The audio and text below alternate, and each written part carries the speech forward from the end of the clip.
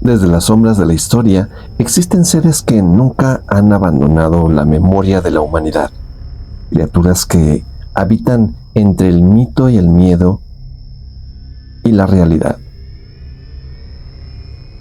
Esta noche, en Testigo Paranormal, nos adentramos en uno de los temas más fascinantes y controversiales del ocultismo, el vampirismo. Para ello, nos acompaña un invitado excepcional, un investigador que ha dedicado su vida al estudio profundo del fenómeno vampírico, no como ficción, sino como manifestación cultural, histórica y esotérica. Desde Francia, cuna de antiguos mitos, rituales y leyendas nocturnas, tenemos el honor de recibir a uno de los vampirólogos más reconocidos del mundo, JAQUES SIRGENT. Autor, conferencista, investigador y fundador del Museo del Vampiro y Criaturas Legendarias, JAQUES SIRGENT ha explorado durante décadas los orígenes reales del vampiro, su presencia en distintas culturas y su persistencia en la actualidad. Sus investigaciones lo han llevado a los archivos históricos, a los cementerios olvidados, a los rituales ocultos y a testimonios que desafían la lógica convencional.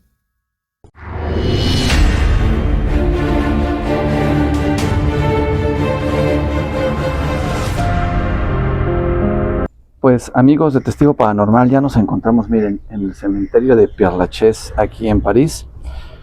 And for me, it's a honor to receive and give the opportunity to Testigo Paranormal with one of most important investigator in Europe about the vampirism, Monsieur JAQUES SIRGENT.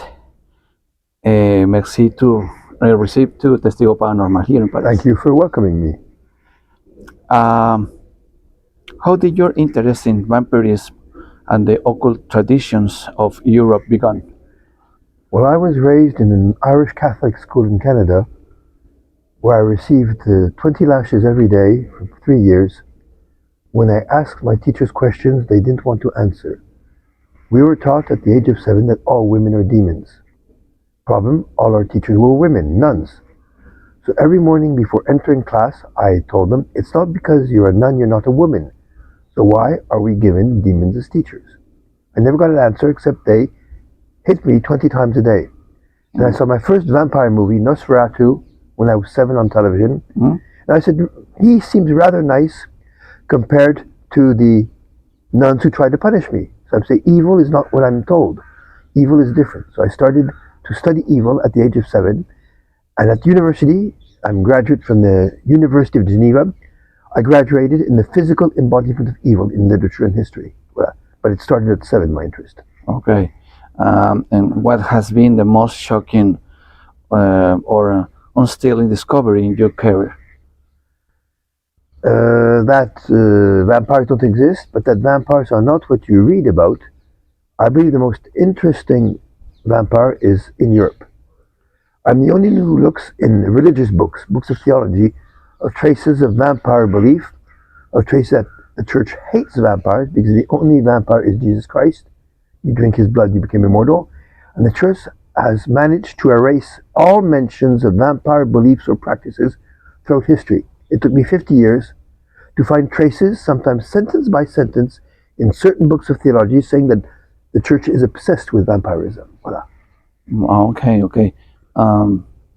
Paris is considered by many to be a city with hidden layers of history. How deep is Paris' connection to the myth of vampirism? Well, the links to vampirism is mostly situated in the cemetery, the Père Lachaise. Vampires, 19th century, is the beginning of psychology and psychiatry. All illnesses which are not, let's say, yet documented, all people who are ill, who are a bit abnormal, are called vampires. Necrophiliacs are called vampires. People who unbury bodies to eat them or to rape them, which is not a vampire. A vampire, when he bites you, you become immortal. So grave robbers were surnamed vampires in Paris. But in this cemetery, there's at least one tomb related to vampires, which is, I believe, the tomb of Dracula. Dracula. That is a tomb that you're in your home. You can watch at the screen. Are there specific places in Paris that you consider true power points relate to vampiric energies? I ask this because in the Anne Rice book, Interview with a Vampire, talk about the theater of vampires. Theater of vampires and the Lestat de Lyon court. Working over there. Yeah, that's fiction. That's fiction. But there's at least one, beginning of the 20th century, Rue de Rochechouart, 18th district near Pigalle, Montmartre. This lady, this elderly lady, had 3 women companions who died of exhaustion after a few months. One young girl dies, second girl, third dies. And then there's an investigation. She's considered a psychic vampire, but there's no proof. But these girls did die of exhaustion. So that's one of the legends that you find in vampirism in Paris. Okay. And do you believe that the city still retains traces of secret societies or could relate to the vampirism?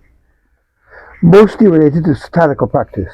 The Rome, the popes, for instance, have been considered Paris to be the most satanical city in Europe, because mostly of its literature, Baudelaire, Barbey and the Marquis de Sade. Because of the writings that France is considered the most demonic city in Europe, but mostly Paris, because these books are very often written in Paris, like the Fleurs du Mal de Baudelaire, who has several poems on vampires. Have you had a personal experience that you cannot explain from a rational perspective? Not linked directly to vampirism. I was writing one of my books a few years back in my museum, and it was not linked to internet. I was writing on a machine. A Romanian couple come, the mother and the daughter, who come for a visit to the museum, and they tell me about what I wrote the morning. They know exactly what I wrote, even though I had not spoken about it and there was no link. And they told me they were vampires. Some people come telling me they're vampires. I told you about the young Italian man who comes 20 years ago. He's 35, 40. He says, I'm a vampire. No proof. He comes back the next year. He has aged 20 years. Okay. Telling me I have lost a gift. I can no longer remain young. No proof, but he had really aged 20 years in 1 year. So that is a vampiric aspect, let's say. Wow. Wow. What message will you give to those who explore these topics from a spiritual or energetic perspective? That vampires are not the negative or evil creatures which are described. The church has made vampires negative because they don't want people to believe in vampires. Everything pertaining to the vampire is positive. The vampires only come out at night. Why? Because you celebrate at night. You work during the day, you sing, you dance, you drink during night. And in Romeo and Juliet, Juliet hates the day because her lover, she only sees him at night. And Romeo says the cloak of night protects lovers. Maybe the vampire cloak comes from Romeo and Juliet, let's say. And the vampires have no shadow. There are no positive expressions using shade or shadow. Chasing shadows, remaining in the shade, shadowing someone is negative. The vampire gets rid of everything negative. The vampire hates water, not only holy water. Why? Because water kills you. People drank the water of the Seine till the 19th century. They died. Drinking water from fountains can kill you. Drinking blood makes you live. So water is not always positive. Driving a stake through the heart of a vampire. Why? Vampires have no soul, but it's not because they don't have a soul that they're monsters. I don't like the soul. I think it's an invention of ancient beliefs to frighten us, to hold us. How do gods and devils hold us? Through the soul. The vampire, having no soul, is free, but he has a heart to love the ones he bites. That's why, by the way, you drive a stake, you kill his capacity to love on earth. And the vampire kiss. We are the only language, French, in the world where to be bitten means to be in love. 13th century. Voilà. So that's positive for me. And no reflection in the mirror. What is the reflection in the mirror? For the Catholic Church, the mirror is virginity.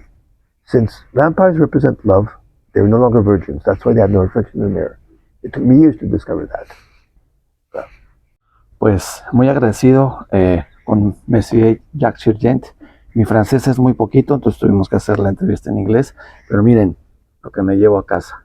El libro Vampires, les créatures de Pauvre, de el señor Jacques Sirgent. La biblioteca de Testigo Paranormal. Muchas gracias a todos, esperando que haya sido de su total interés.